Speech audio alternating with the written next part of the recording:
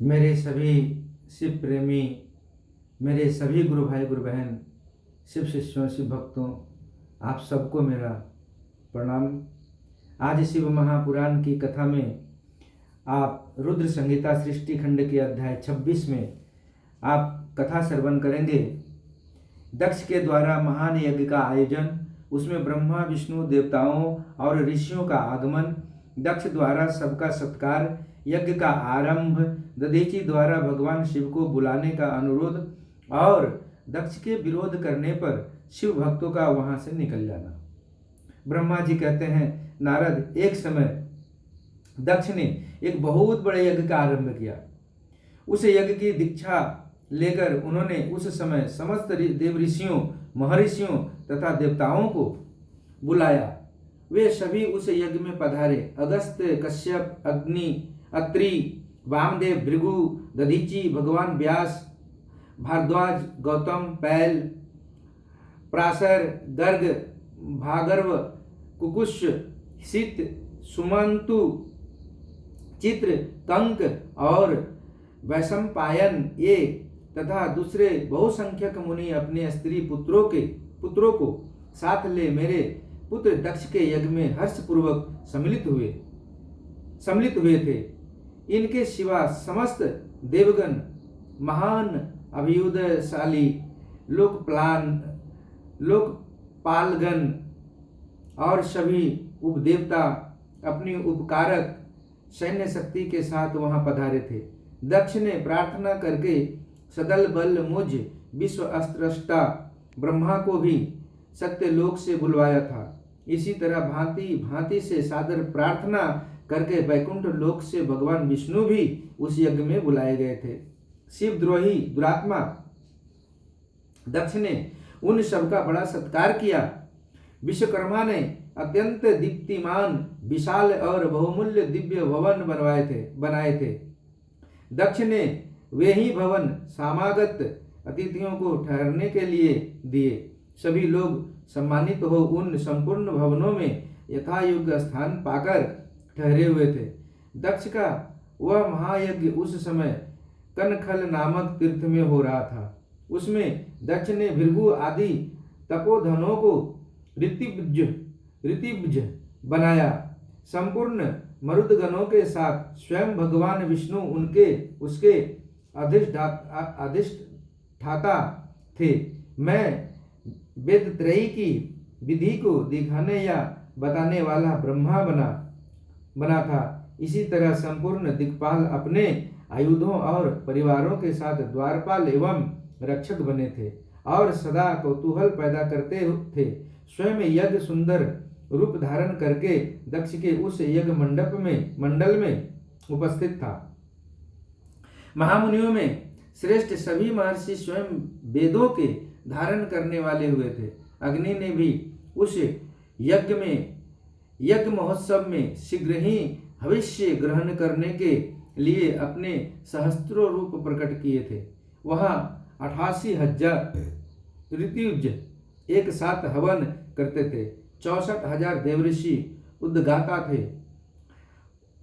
उद्वयुरु एवं होता भी उतने ही थे। नारद आदि देवऋषि और सप्तऋषि पृथक पृथक गाथा गान कर रहे थे। दक्ष ने अपने उस महायज्ञ में गंधर्वों, विद्याधरों, सिद्धों, 12 आदित्यों, उनके गणों, यज्ञों तथा नागलोक में विचरने वाले समस्त नागों का भी बहुत बड़ी संख्या में वर्ण किया था। महर्षि, राजऋषि और देवऋषियों के समुदाय तथा बहुसंख्यक नरेश भी उसमें आमंत्रित थे, जो अपने मित्रों, मंत्रियों तथा सेनाओं के साथ आए थे। यजमान दक्ष ने उस यज्ञ में वसु आदि समस्त गण देवताओं का भी वर्ण किया था। कौतुक और मंगलाचार करके जब दक्ष ने यज्ञ की दीक्षा ली तथा जब उनके लिए बारंबार अस्वस्तिवाचन किया जाने लगा, तब वे अपनी पत्नी के साथ बड़ी शोभा पाने लगे। इतना सब करने पर भी दुरात्मा दक्ष ने उस यज्ञ में भगवान शंभु को नहीं आमंत्रित किया। उनकी दृष्टि में कपालधारी होने के कारण वे निश्चय ही यज्ञ में भाग पाने योग्य नहीं थे। सती प्रजापति दक्ष की प्रिय पुत्री थी, तो भी कपाली की पत्नी होने के कारण दोषदर्शी दक्ष ने उन्हें अपने यज्ञ में नहीं बुलाया। इस प्रकार जब दक्ष का वह यज्ञ महोत्सव आरंभ हुआ और यज्ञ मंडप में आए हुए सब ऋतिव्ज अपने अपने कार्य में संलग्न हो गए, उस समय वहां भगवान शंकर को उपस्थित न देख शिव भक्त दधीचि का चित्त अत्यंत उद्विग्न हो उठा और वे यूं बोले। दधीचि ने कहा, मुख्य मुख्य देवताओं तथा महर्षियों, आप सब लोग प्रशंसा पूर्वक मेरी बात सुने। इस यज्ञ महोत्सव में भगवान शंकर नहीं आए हैं, इसका क्या कारण है? यद्यपि ये देवेश्वर बड़े बड़े मुनि और लोकपाल यहाँ पधारे हैं, तथापि उन महात्मा पिनाक पानी शंकर के बिना यह यज्ञ अधिक शोभा नहीं पा रहा है। बड़े बड़े विद्वान कहते हैं कि मंगलमय भगवान शिव की कृपा दृष्टि से ही समस्त मंगल कार्य संपन्न होते हैं। जिनका ऐसा प्रभाव है वे पुराण पुरुष वृषध्वज परमेश्वर श्री नीलकंठ यहाँ क्यों नहीं दिखाई दे रहे हैं? दक्ष जिनके संपर्क में आने पर अथवा जिनके स्वीकार कर लेने पर अमंगल भी मंगल हो जाता है, तथा जिनके 15 नेत्रों से देखे जाने पर बड़े बड़े नगर तत्काल मंगलमय हो जाते हैं, उनका इस यज्ञ में पदार्पण होना अत्यंत आवश्यक है। इसलिए तुम्हें स्वयं ही परमेश्वर शिव को यहाँ शीघ्र बुलाना चाहिए, अथवा ब्रह्मा प्रभावशाली भगवान विष्णु, देवराज इंद्र, लोकपाल गणों, ब्राह्मणों और सिद्धों की सहायता से सर्वथा प्रयत्न करके इस समय यज्ञ की पूर्ति के लिए तुम्हें भगवान शंकर को यहाँ ले आना चाहिए। आप सब लोग उस स्थान पर जाएं जहाँ महेश्वर देव विराजमान हैं, वहां से दक्ष नंदिनी सती के साथ भगवान शंभु को यहाँ तुरंत ले आए। देवेश्वरों, जगदम्बा सहित वे परमात्मा शिव यदि यहाँ आ गए तो उनसे सब कुछ पवित्र हो जाएगा। उनके स्मरण से, उनके नाम लेने से सारा कार्य पुण्यमय बन जाता है। अतः पूर्ण प्रयत्न करके भगवान वृषध्वज को यहाँ ले आना चाहिए। भगवान शंकर के यहाँ पदार्पण करते ही यह यज्ञ पवित्र हो जाएगा, अन्यथा यह पूरा नहीं हो सकेगा। यह मैं सत्य कहता हूँ। दधीचि का यह वचन सुनकर दुष्ट बुद्धि वाले मूढ़ दक्ष ने हंसते हुए से रोष पूर्वक कहा, भगवान विष्णु संपूर्ण देवताओं के मूल हैं, जिनमें सनातन धर्म प्रतिष्ठित है। जब इनको मैंने सादर बुला लिया है, तब इस यज्ञ कर्म में क्या कमी हो सकती है, जिसमें वेद यज्ञ और नाना प्रकार के समस्त कर्म प्रतिष्ठित हैं। वे भगवान विष्णु तो यहाँ आ ही गए हैं, जिनके शिवा सत्य लोक से लोक पितामह ब्रह्मा वेदों, उपनिषदों और विविध आगमों के साथ यहाँ पधारे हैं। देवगणों के साथ स्वयं देवराज इंद्र का भी शुभागमन हुआ है, तथा आप जैसे निष्पाप महर्षि भी यहाँ आ गए हैं। जो महर्षि यज्ञ में सम्मिलित होने के योग्य, शांत और सुपात्र हैं, वेद और वेदार्थ के तत्वों को जानने वाले हैं और दृढ़ता पूर्वक व्रत का पालन करते हैं, वे सब और स्वयं आप भी जब यहाँ पदार्पण कर चुके हैं, तब हमें यहाँ रुद्र से क्या प्रयोजन है? प्रियवर, मैंने ब्रह्मा जी के कहने से ही अपनी कन्या रुद्र को ब्याह दी थी। वैसे मैं जानता हूँ हर कुलीन नहीं है, उनके न माता है न पिता है। वे भूतों, प्रेतों और पिशाचों के स्वामी हैं, अकेले रहते हैं। उनका अतिक्रमण करना दूसरों के लिए अत्यंत कठिन है। वे आत्म प्रशंसक, मूढ़, जड़, मौनी और ईर्ष्यालु हैं। इस यज्ञ कर्म में बुलाए जाने योग्य नहीं है, इसलिए मैंने उनको यहाँ नहीं बुलाया है। अतः दधीचि जी, आपको फिर कभी ऐसी बात नहीं करनी चाहिए। मेरी प्रार्थना है कि आप सब लोग मिलकर मेरे इस महान यज्ञ को सफल बनावें। दक्ष की यह बात सुनकर दधीचि ने समस्त देवताओं और मुनियों के सुनते हुए यह सार गर्भित बात कही। दधीचि बोले, दक्ष, उन भगवान शिव के बिना यह महान यज्ञ अपज्ञ हो गया।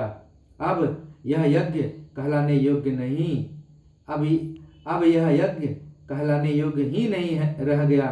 विशेषतः इस यज्ञ में तुम्हारा विनाश हो जाएगा। ऐसा कहकर दधीचि दक्ष की यज्ञशाला से अकेले ही निकल पड़े और तुरंत अपने आश्रम को चल दिए। तदंतर जो मुख्य मुख्य शिव भक्त तथा शिव के मत का अनुसरण करने वाले थे, वे भी दक्ष को वैसा ही शाप देकर तुरंत वहां से निकले और अपने आश्रम को चले गए। मुनिवर दधीचि तथा दूसरे ऋषियों के उस यज्ञ मंडप से निकल जाने पर दुष्ट बुद्धि शिवद्रोही दक्ष ने उन मुनियों का उपहास करते हुए कहा। दक्ष बोले, जिन्हें शिव ही प्रिय है वे नाम मात्र के ब्राह्मण दधीचि चले गए। उन्हीं के समान जो दूसरे थे वे भी मेरी यज्ञशाला से निकल गए। यह बड़ी शुभ बात हुई। मुझे सदा यही अभिष्ट है। देवेश, देवताओं और मुनियों, मैं सत्य कहता हूँ, जिनके चित्त की विचार शक्ति नष्ट हो गई है, जो मंद बुद्धि हैं और मिथ्यावाद में लगे हुए हैं, ऐसे वेद बहिष्कृत दुराचारी लोगों को यज्ञ कर्म में त्याग ही देना चाहिए। विष्णु आदि आप सब देवता और ब्राह्मण वेदवादी हैं, अतः मेरे इस यज्ञ को शीघ्र ही सफल बनावे। ब्रह्मा जी कहते हैं, दक्ष की यह बात सुनकर शिव की माया से मोहित हुए समस्त देवऋषि उस यज्ञ में देवताओं का पूजन और हवन करने लगे। मुनीश्वर नारद, इस प्रकार इस यज्ञ को जो शाप मिला उसका वर्णन किया गया।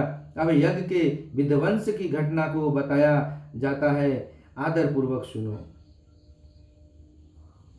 दक्ष यज्ञ का समाचार पा सती का शिव से वहां चलने के लिए अनुरोध।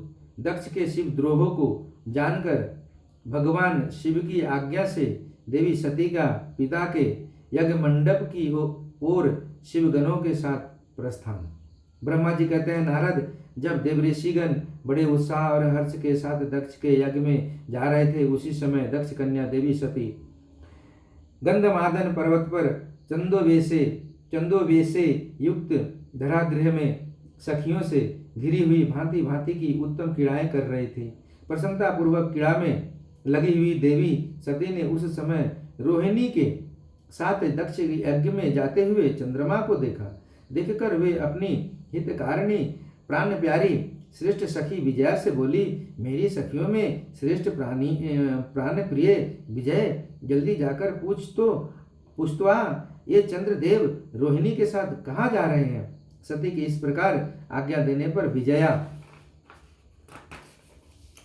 तुरंत उनके पास गई और उसने यथोचित शिष्टाचार के साथ पूछा, चंद्रदेव आप कहाँ जा रहे हैं।